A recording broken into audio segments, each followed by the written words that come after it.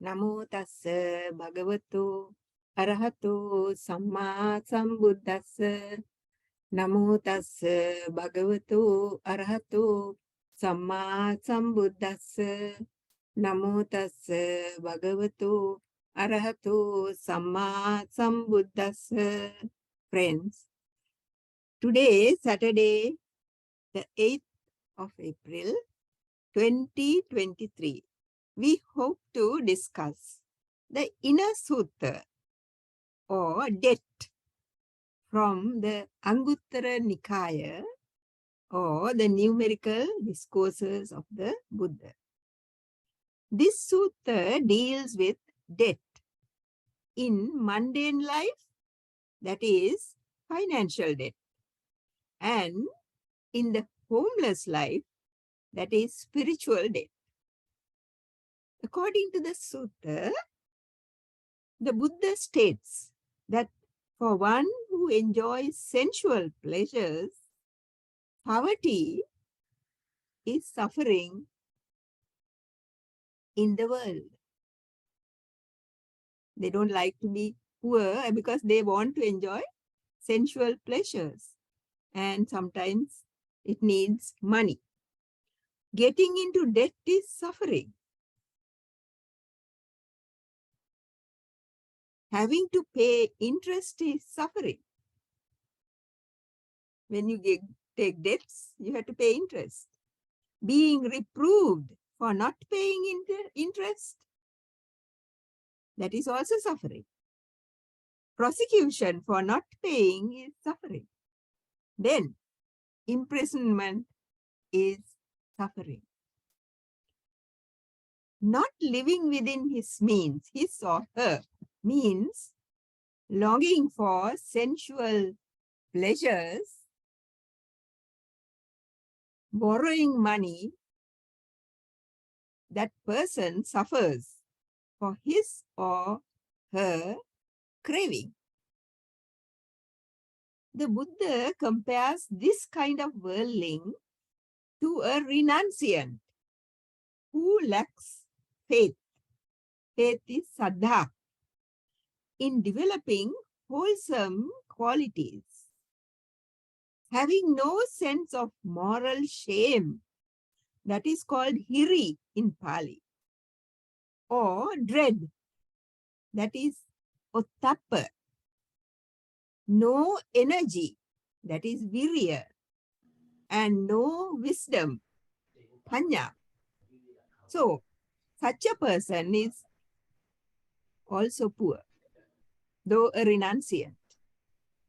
Without faith, she or he engages in misconduct by body, speech, and mind. This is getting into debt, according to the Buddha.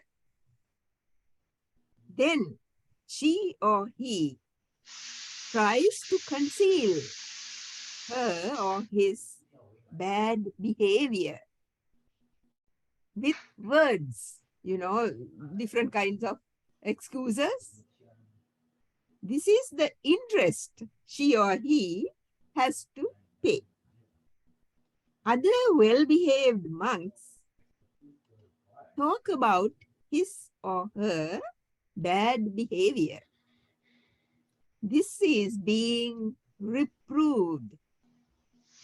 When she or he tries to meditate, only unskillful, unwholesome thoughts arise in the mind.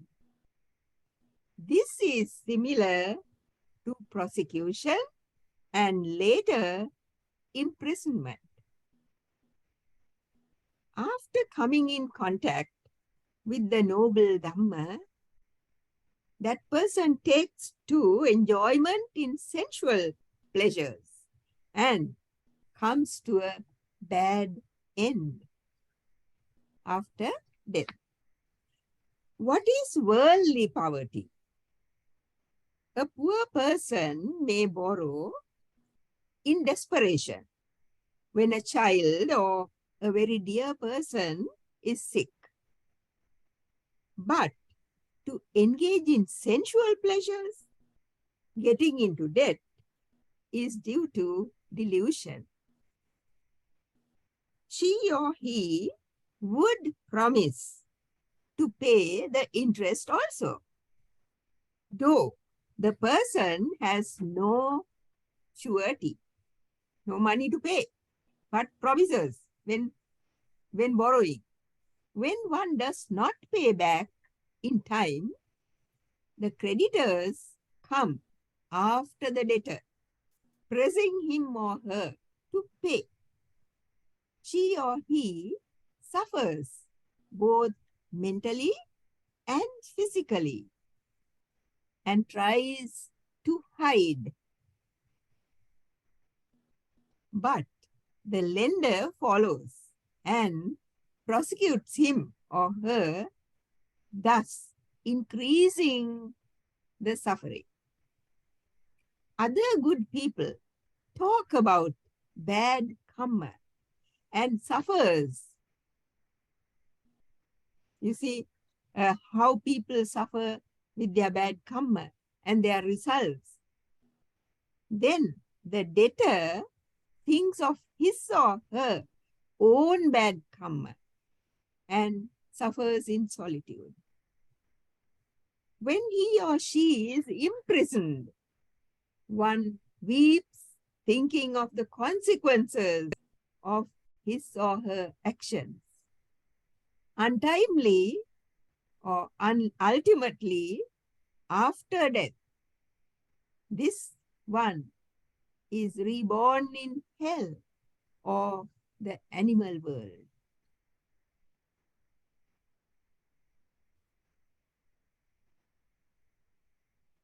Let us look at the 5 qualities that form a protecting wall around any practicing Buddhist, no matter whether that person is a renunciant or a householder. It does not matter.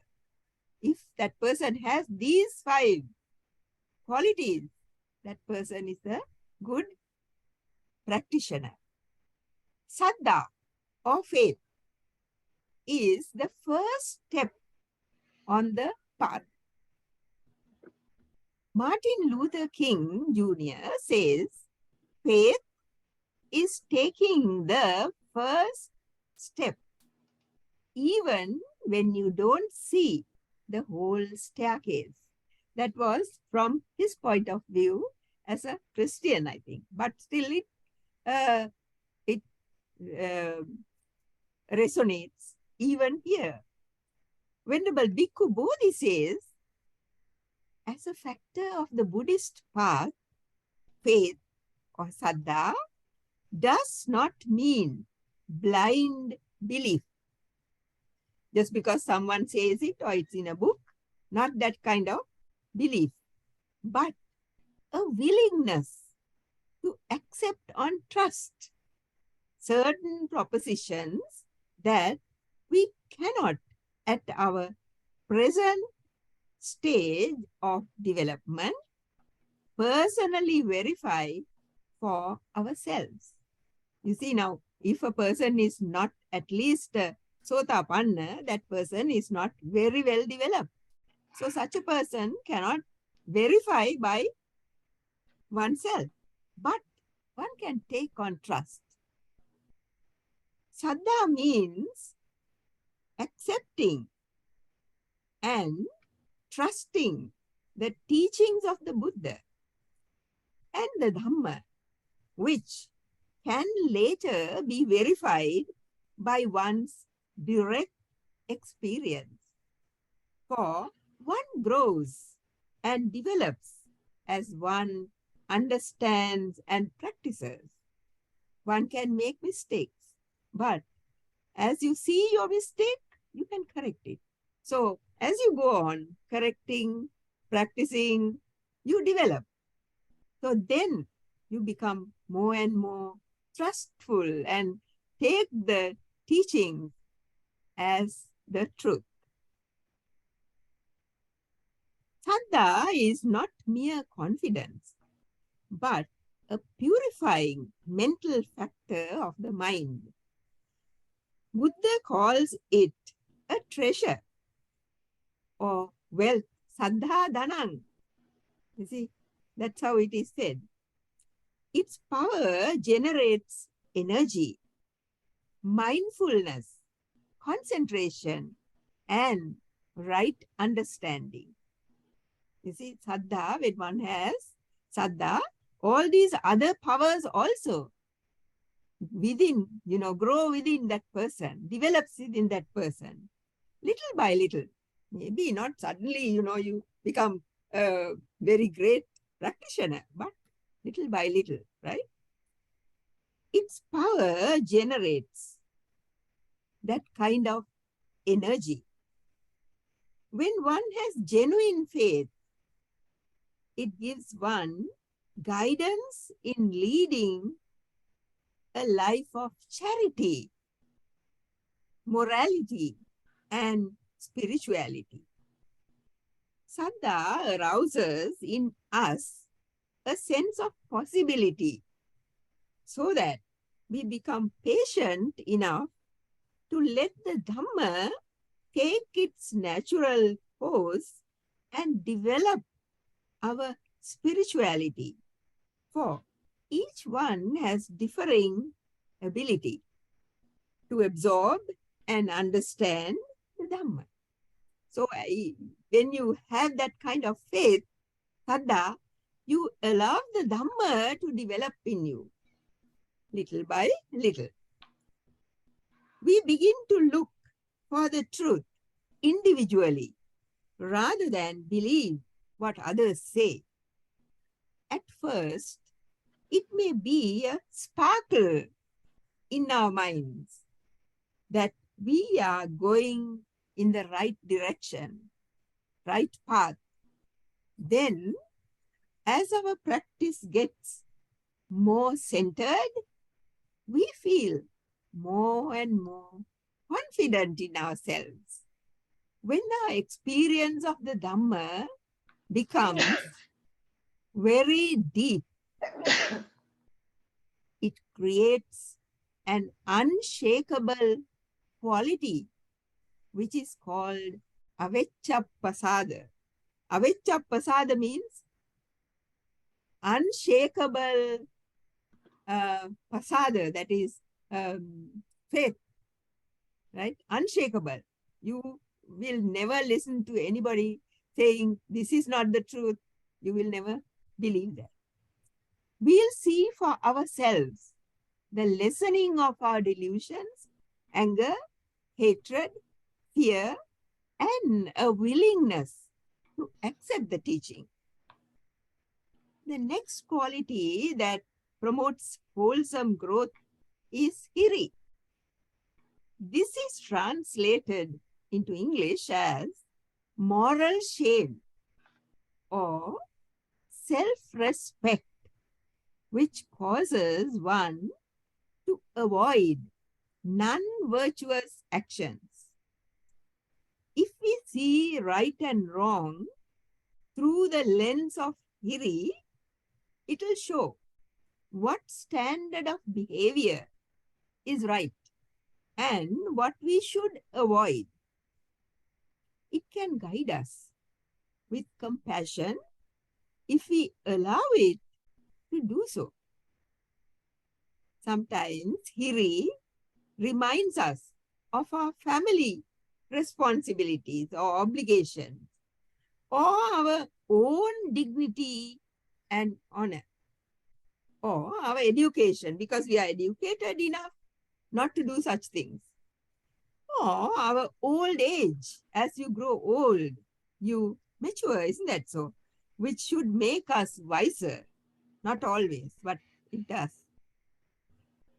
When hiri is in our subconscious mind, we'll try to avoid wrongdoing, for it defiles us, rather than later feel regretful for a wrong done.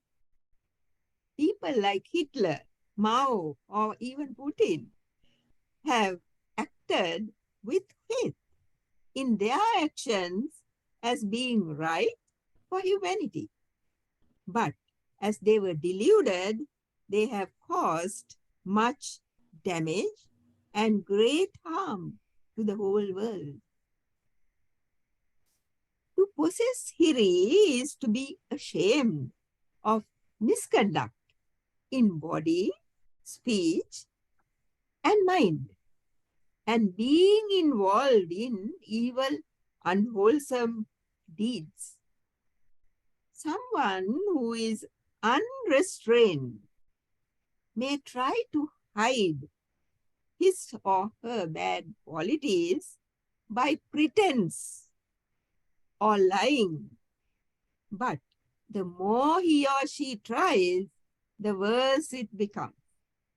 So it is said that he or she collects karmic interest. That is where the interest comes into the debt. Though he thinks or he or she thinks others do not know, sooner or later the truth will come out. In the Adhipateya Sutta, it is given as, now this is a verse in the Adhipateya Sutta, for one performing an evil deed, there is no place in the world called hidden.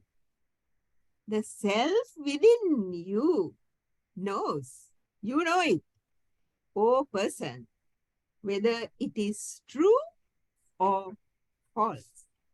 You know it, so whether others know it or not, it does not matter. The karma will follow you.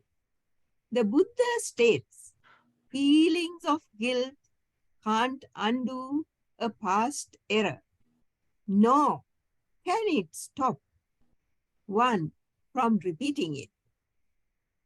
You see, because one tries to hide it, so that means that person has not understood the gravity of it.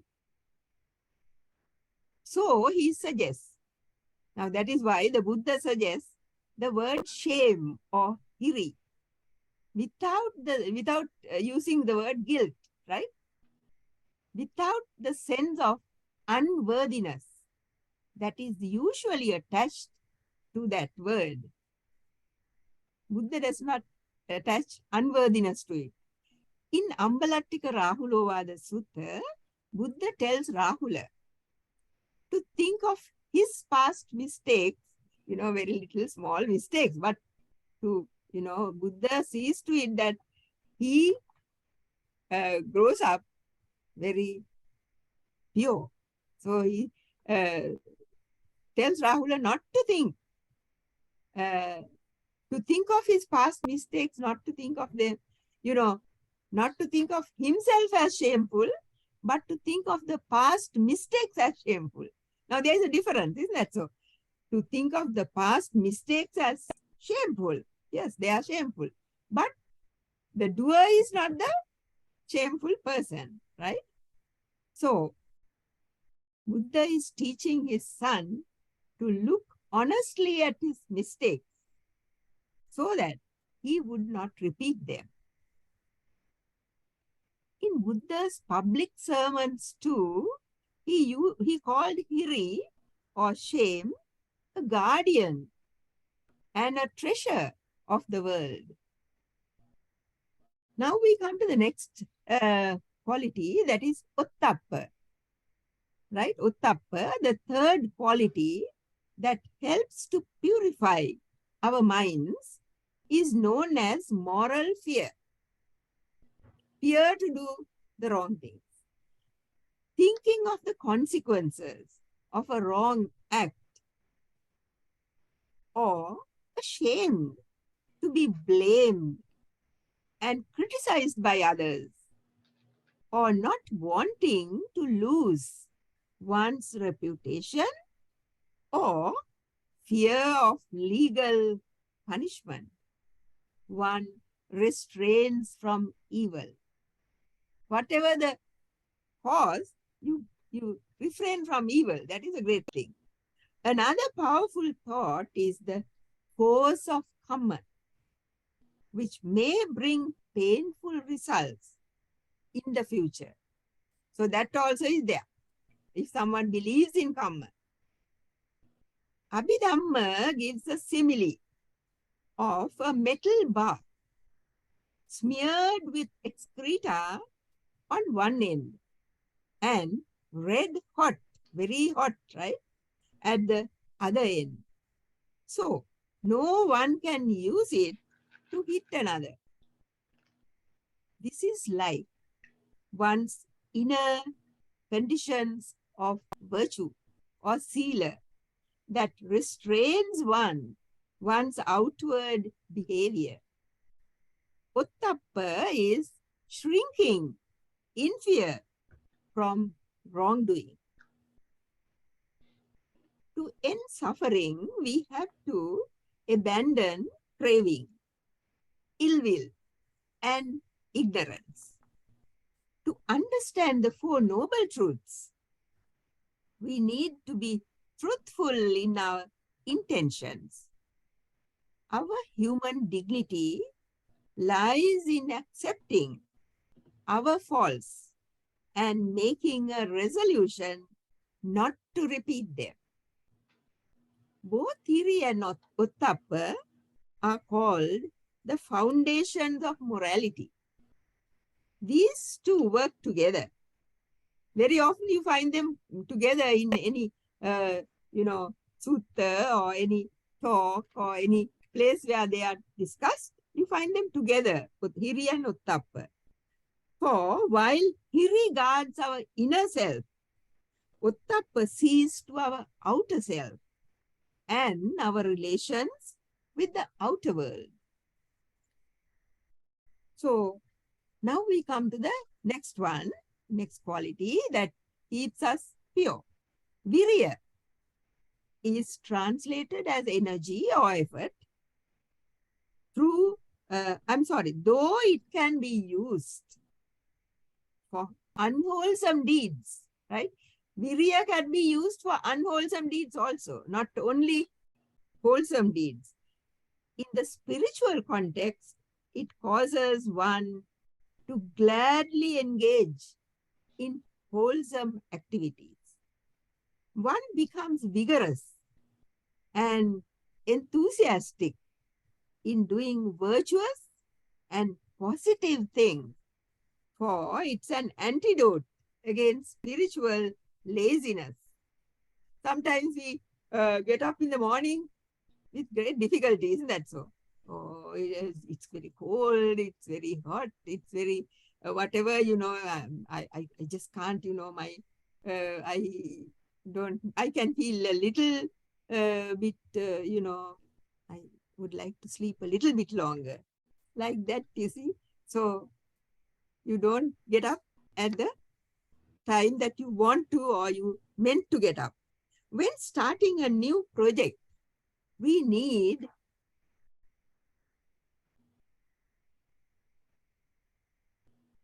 courage and willingness to begin. To begin whatever the project, you need these two things. Courage to begin and willingness. Then we need the effort or virya, not to falter when faced with certain difficulties, and thirdly, to continue the growth, not letting it become inactive. Sometimes when whatever thing that we started, when you see it doesn't work, you just think, oh, what is the use of doing it? I'm going to stop. That is not how you must start something. You must go on doing it. And then it will succeed, right? Whatever it is, spiritually or in the mundane world. These three steps are relevant to both mundane and spiritual activities. Virya develops one's character, be more independent, and works for the benefit of everybody. Skillful virya increases our wisdom. thus helping us to investigate and get rid of the hindrances. You remember our hindrances that we talked about earlier? These 5 hindrances are the ones that make us stop even when we are meditating. So all those things can be got rid of through effort or virya. Now, the first thing about this is right effort is the will to prevent evil and unwholesome states of mind from arising. That is virya, right? The first thing about virya is it prevents unwholesome states of mind from coming up. Second thing is about virya. This is also called sammapadana virya. Getting rid of such evil and unwholesome states that have already arisen. Now, sometimes even in monastic life, sometimes, evil thoughts, evil ideas spring up.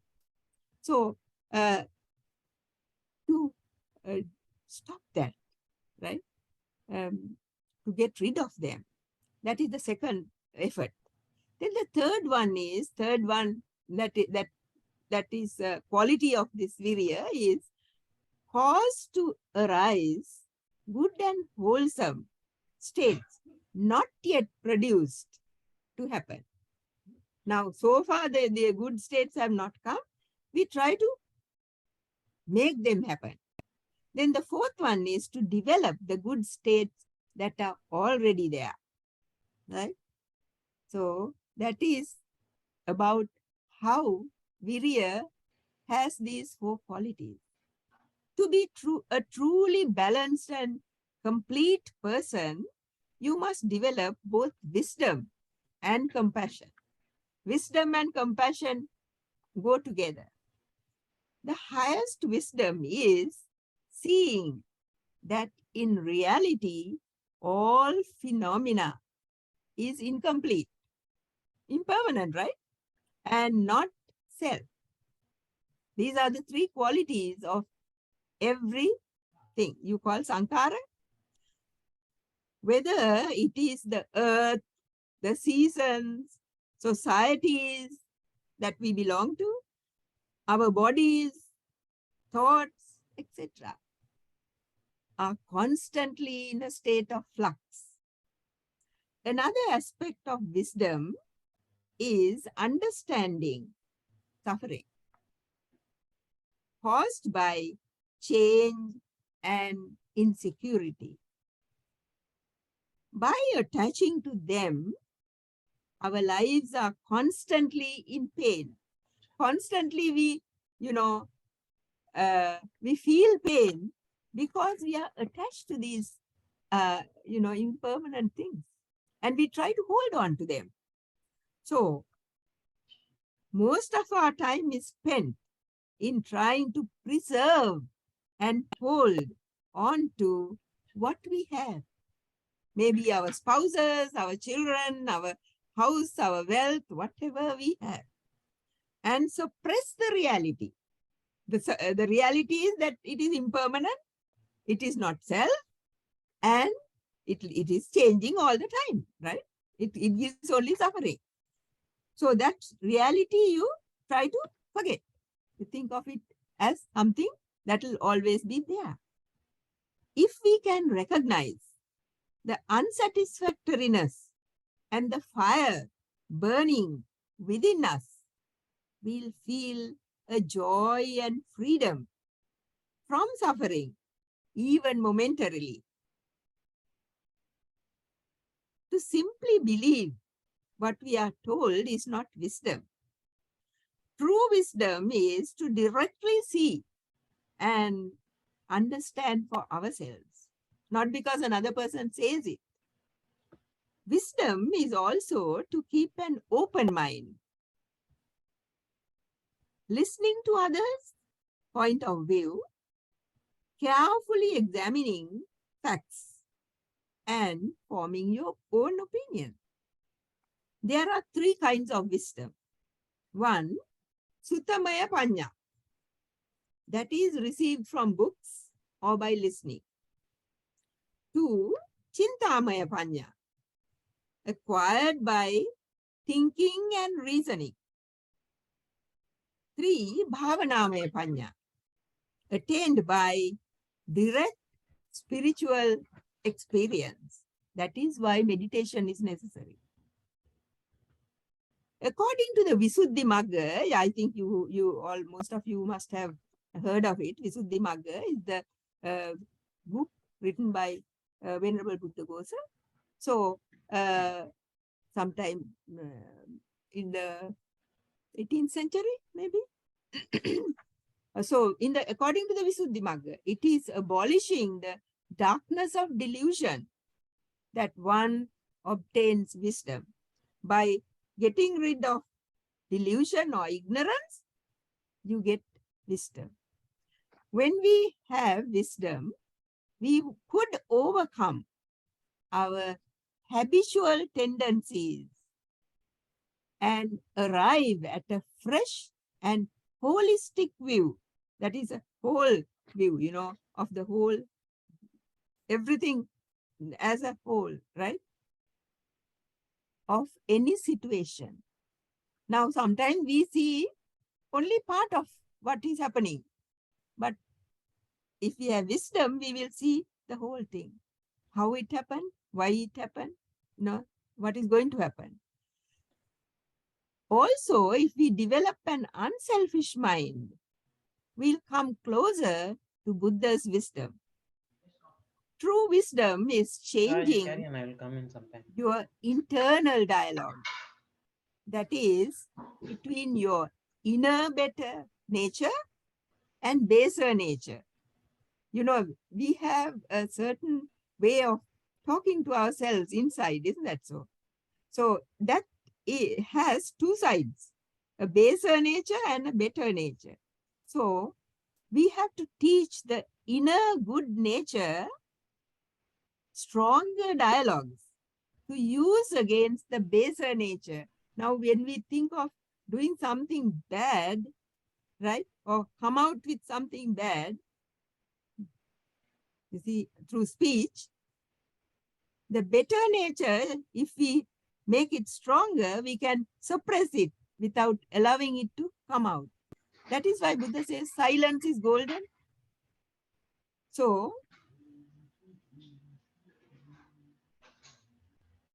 Buddha knew that true wisdom can arise only when we practice wise thoughts so that they overcome the bad ones. It's not easy, but it has to be practiced individually. No, you can't do it to another person. You yourself has to do it. It is self-discipline in body, mind, and word, leading to self-development and self-purification. The more wisdom of the Buddha is aroused in us, the more powerfully we can direct all things, our knowledge, talents, etc., to create happiness for ourselves and others. Thank you.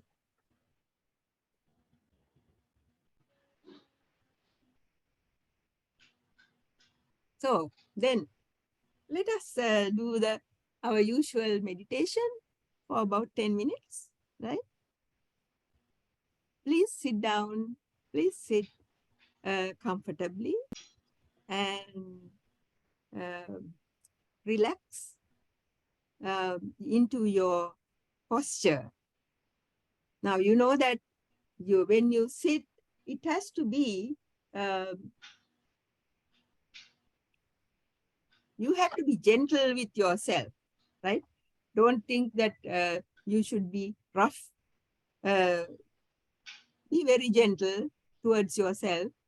See that your posture is comfortable and your head, neck, and spine are straight.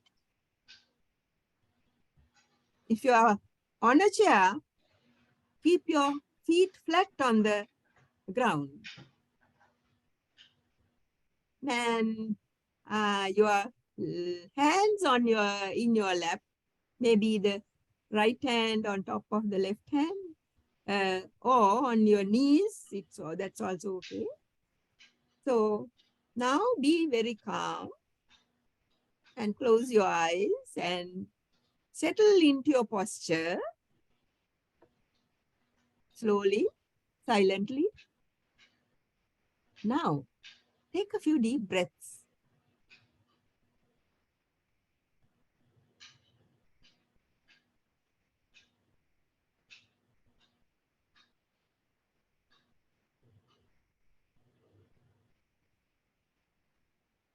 Okay, now when you take your breath, be very gentle and also kind to yourself. Okay, now let us see our body, the body in the body, that is the breath in the body. Now, before we come to the breath, let us have a look at our own body. Now, focus your mind on the top of your head and see what sensations you can see there. Whether there is irritation, comfort, the air touching your head, whatever sensation you feel. Move down to the sides of your head.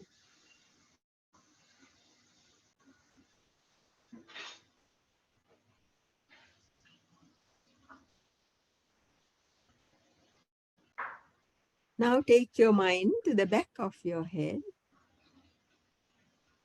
See whatever sensations you feel there.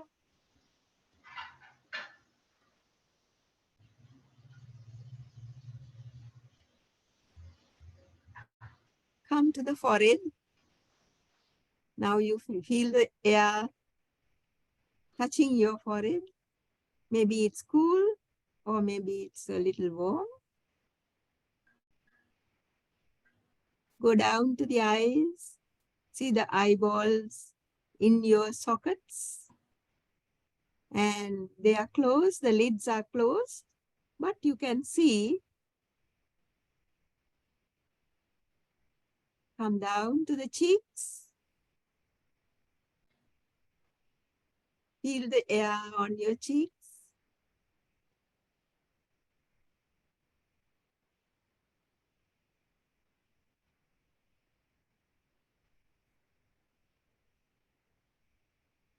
Your lips now closed slightly, not very tight. See inside. The tongue,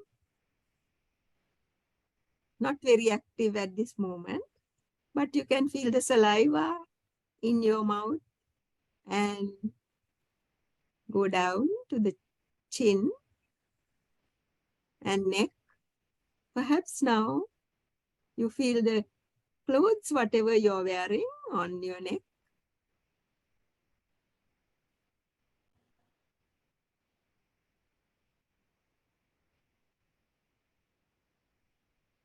Shoulders, are they relaxed? Spine, is it straight? The arms hanging from the shoulders, a slight weight. Now you see the arms bent at the elbows and the hands on one on the other, or maybe on your knees. Go down to your chest now. See the chest rising and falling according to the in-breath and the out-breath. Go down to the belly. Again, the rising and falling.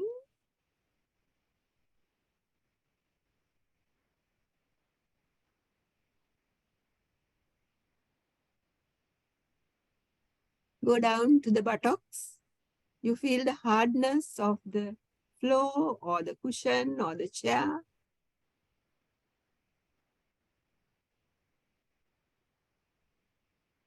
The thighs and how the legs are crossed at the knees if you are seated like that. Go further down to the legs and the feet, the toes.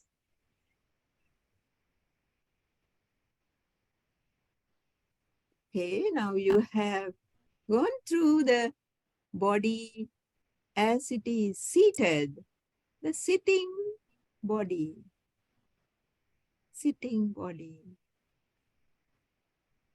Now come back to the nose and let us spend a few moments with the breath. See the breath going in and out, in and out, in and out. Rising, falling, rising, falling.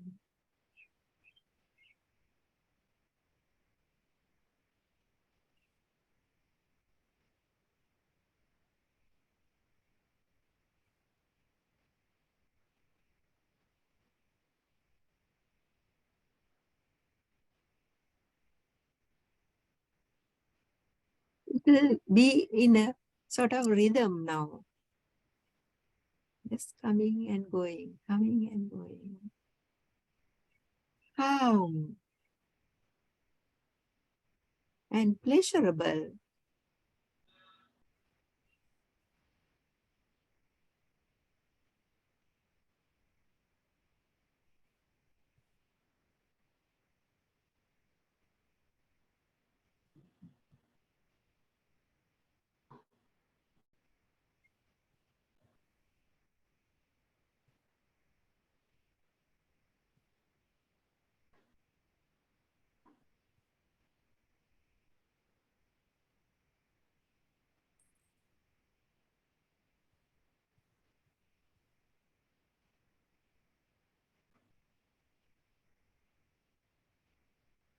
Now, carefully, silently, open your eyes and get accustomed to the environment again. See if you are calm now and maybe feeling a sense of joy, happiness.